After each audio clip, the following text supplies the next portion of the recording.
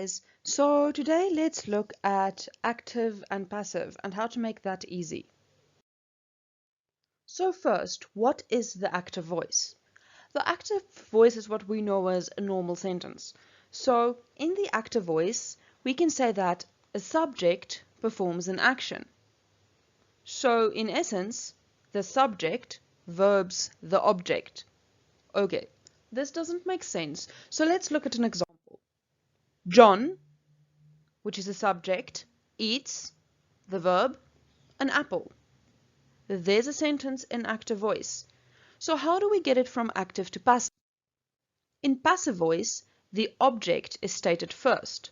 So we would say an apple, object, is eaten, verb, by John, subject. But how do we get here from active?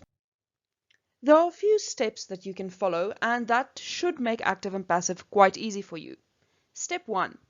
Switch the object and the subject. Now the sentence says an apple eats John. That is scientifically impossible. So we know that we are not done. This was just the first step. Step 2. Identify the tense and add a form of to be. The word eats is present tense. So our form of to be would then be is. So now the sentence says an apple is eats John. This doesn't make sense. We are not done. Step 3. Since we already have is, to establish that it is present tense, we change the verb to its third column form, which is eaten. Now it says an apple is eaten John. Still not done. Last step, add the word by before the subject. There you go. An apple is eaten by John. Now, I know this is easy, and in an exam you are never going to get John eats an apple. So let's try it with a longer sentence. Matilda explained the rules and structures of basic grammar. First, let's identify the subject, verb, and object. So, the subject, or the one performing the action, would be Matilda. The verb would be explain, or in this case, the past tense, explained. To get the object, you ask yourself the following. What did the subject verb? So what did Matilda explain? The rules and structures of basic grammar.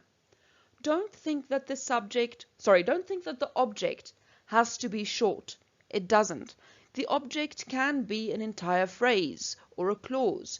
So in this case, you will see there's quite a long object. Now let's follow the steps and turn this active into passive. Step 1. Switch the subject and object. The rules and structures of basic grammar explained Matilda.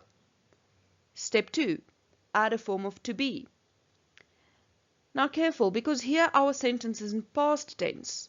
So we use the word were as our form of to be.